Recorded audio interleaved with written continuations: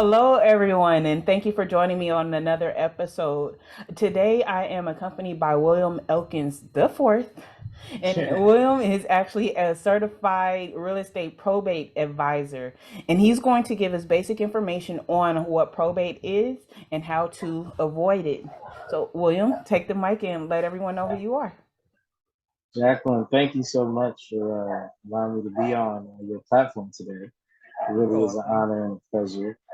Um, yeah, I am a real estate probate. I'm a real estate broker, but one of my focal points, especially, is in the probate arena. So I'm certified in that regard. And went to school and passed all the certification courses and tests. So I actually know a little bit of education and knowledge about probate. And I say that to say, it's a very complicated endeavor. Uh, and if you are going through probate, you definitely want to deal with a real estate professional that is certified in that arena, has some experience, because it can make a big difference. So yeah, I've been in the industry since 2002. Started out on the lending side, transitioned to the real estate side, and just recently got my broker's license and starting the brokerage. And it's really good. I got a good team going on, and we looking to help anybody that has any probate needs or real estate. Congratulations on becoming a Thank broker you. and everything. So, the first question that needs to be asked here, what is probate? Yes, that is a good question. So probate is essentially the liquidation of a person's estate upon their death, upon the deceased. So the estate can include assets, stocks, bonds, real estate, jewelry, cars, um, anything you could think of that a person would own. And a lot of people think that, oh, if real estate is not involved, that you don't have to go through probate. But there are a lot of probate cases where there's no real estate involved. In essence, if you don't have a living trust in place, you have to go through probate. It's pretty simple. If you have a will, you still have to go through probate. That's another misconception. You have to have a living trust. So that kind of in a nutshell is what probate is. Okay, so probate and trust are two different specialties. You specialize in the probate side. Well, they're not. They are two different things. We focus on trust as well. I do trust sales. Hmm. Um, so the main difference is in terms of dealing with trust and probate matters in the real estate arena is a trust sale is kind of the same as a probate sale, but you don't have the probate fees. So like I can give you an example of like so somebody passes away and a lot of people think that, oh well, if you have to go through probate in order to sell the real estate that your loved one had in their possession after they pass. But that's not necessarily the case. If you have it in a trust, you can still sell the property. It's just called a trust sale.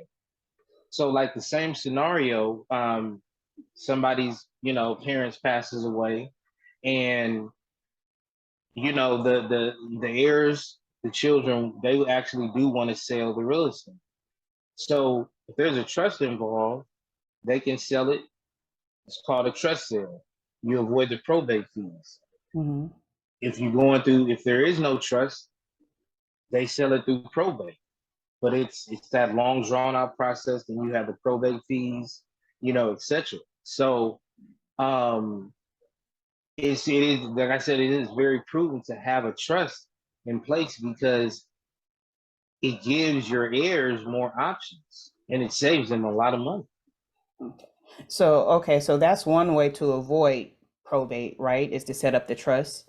Now, is there another way Hmm. to avoid it, or is just that No, you pretty much. set up Yeah, the trust? that's black and white. Yeah, yeah. Just yeah, yes. That's the only way. Okay. Um, to totally 100% avoid probate. Mm-hmm. Yeah, no, that is the only way you can do Okay. it. It's not. I'm just. It's night and day, man. You know, especially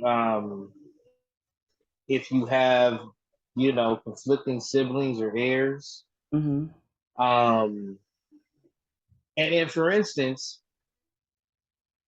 sometimes, I mean, in some instances, what happens is, I don't want to say that even if they have a trust in place, but in some instances, the judge requires a family to go through probate because they can't get along. We They know can't about that come all to a too often, decision. huh? That. Or even this is more applicable going through probate because there's different levels. You can Mm-hmm. have full authority, right? Mm-hmm. Where you literally have 100% control of the estate. Mm-hmm. You make the say so. You can sell the property. You can, you have 100% authority, and you don't need court approval. Then you have limited authority, where you don't have 100%, partial. Mm-hmm. Then you have instances like I mentioned where you ain't got no authority because though none of y'all get along. So that's gonna cost you more money and it's gonna take more time Okay. So, because go ahead. I don't no, want to no, go ramble. Go ahead. ahead. Go ahead. So, okay. So I was going to ask you next, what are the key points to know why you're actually going through probate in this situation? The key points to know while going through probate. Yeah. Yeah. So let's do this if you don't mind. I'd like to share a screen. Is that okay? Yeah, that's fine. Um, I want to give you guys a real snapshot. You see it black and white, right? Oh, this is nice. Yeah. So this is one of the first things, and we'll kind of start at the top. Okay. There's a lot of misconception of how probate is started or initiated. You have to petition for probate. That is the first step. See right here, prepare and file for probate, 1 to 2 months. Mm-hmm. So what that means is, if you have conflicting siblings or just multiple siblings, multiple heirs, whoever files for probate first, they start that process. So it's prudent whoever you somewhat have an advantage if you're the first person to file probate. Yeah. So File petition. Go ahead. when, okay, so it says prepare and file petition for probate. When do you know you have to file a petition? So first off, you would check to see if there's a trust in place. So if that's the first thing you would verify. So if there's no trust in place, you know that you're gonna have to go through probate. But it all depends on like what you want to be done or what the plans are for the estate, because a lot of times, if nobody wants to really exercise or really liquidate anything as far as the real estate is concerned, you know you may want to just let it go through the process where, I believe, and I have to check on this, but it'll eventually come up. Like it'll eventually come up and somewhere down the line, like, okay, your loved one passed away, you have to go through probate. But you can expedite that when you want to start the process. You would go to the city and petition for probate. That's how you would start it out, you know. And I believe if you don't, it'll eventually come up if you just let it linger. You'll get some type of notice, you know. Because yeah, so you can't really do anything if you try to like negotiate the estate. If there's real estate, you're not gonna be able to close, you know, this title won't issue title insurance. So that's the most important, you know, that's one of the most important something to keep in mind. Um because like I said, if you have conflicting siblings and you typically have the first right of refusal, like you're the daughter, you're the son, but you know your father, you know, had a girlfriend or vice versa, you know, and they're trying to say they have rights to the house. You need to be the first one to file for probate. That the girlfriend doesn't need to do that. She, you know, you because 9 times out of 10 they're gonna rule in your favor. Because you're the direct heir, you know. So that's why you want to be first to the punch.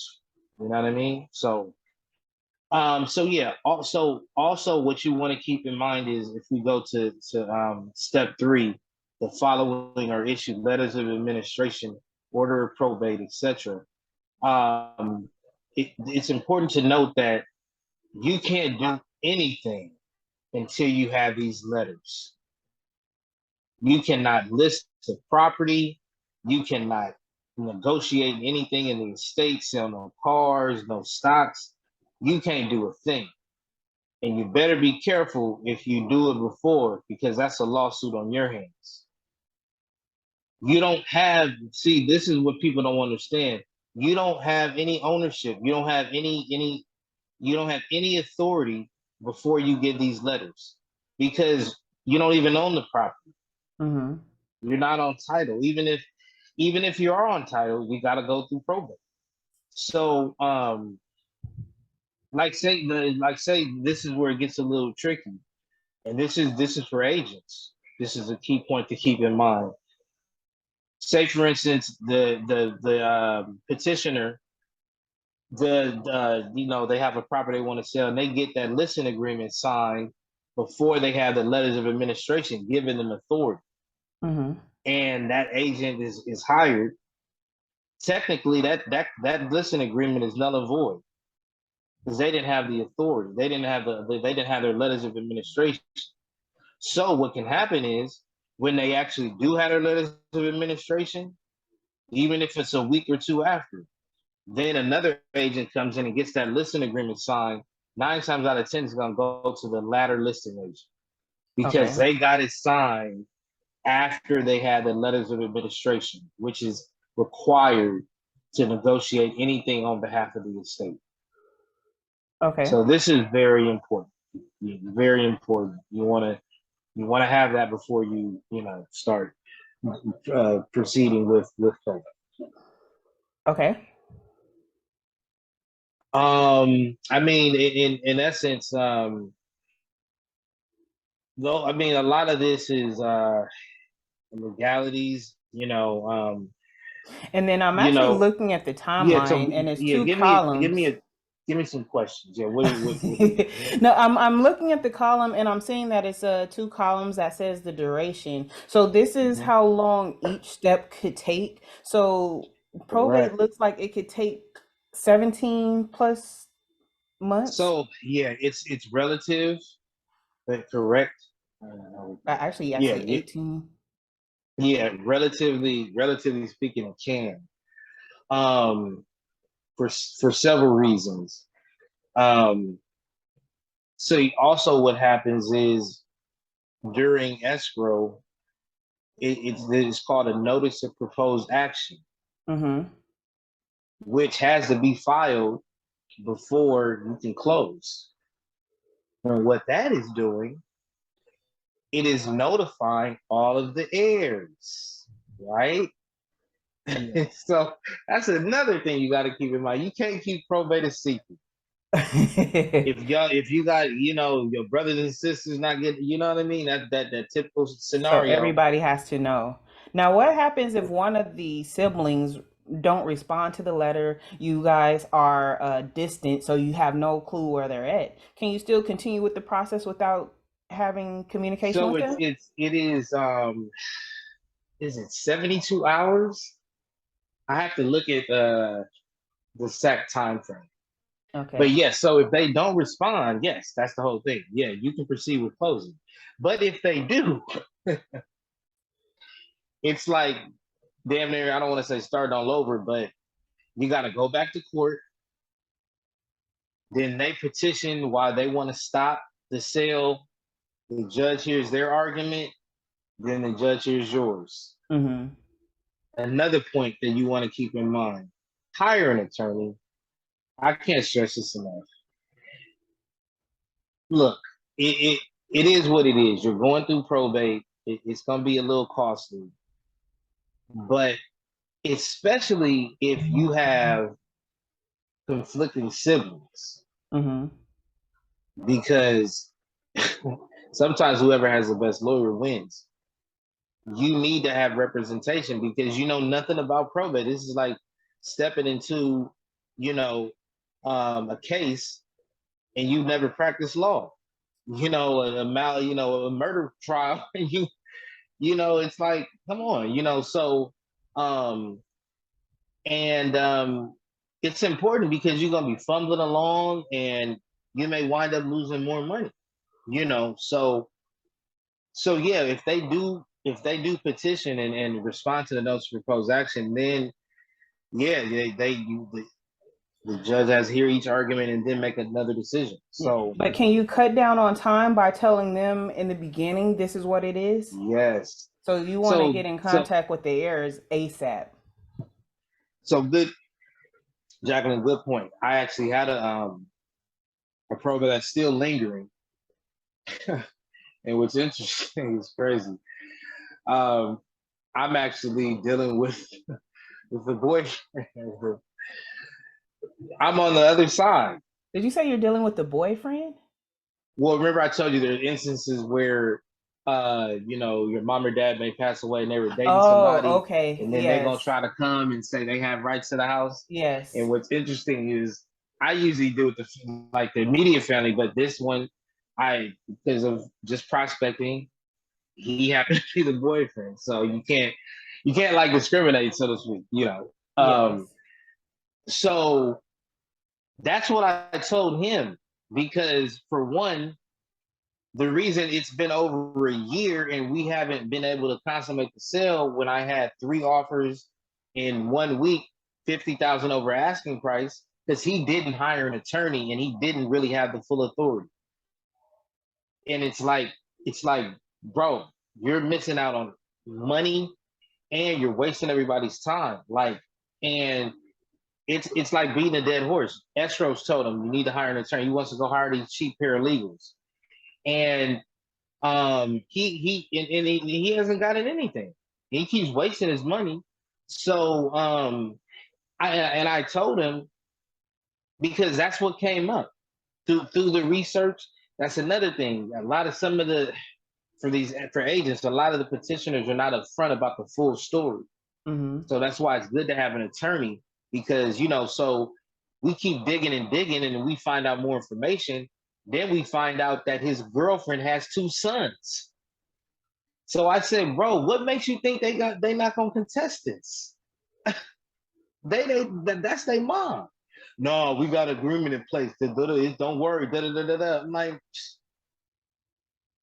so to your point, I said that's what I said to him. Let's do a conference call so so get them on board and let them know that you're thinking about selling, because he did have a settlement agreement Mm-hmm. where he had rights to the property, but they still, once again, notice of proposed action, they're still going to be informed. So if they ain't talked to you in years and then they get a letter in the mail, oh, you selling my mom's house, how you think they're going to feel? Off top. Personally, they're going to be offended. Yeah. So You is this got a it. situation where he lived in the house without her? No, No, what's crazy is the property been rented out. This is an investment property. Oh, and he It wants got to tenant sell to it. it, but he needs the kids' approval to do so. Well, he don't have full authority like he thought he did. Right. It's a whole It's a mess because they didn't the have a trust trust. has been lost. That's another thing. Don't lose the trust. If you lose the trust, you I don't know what to say.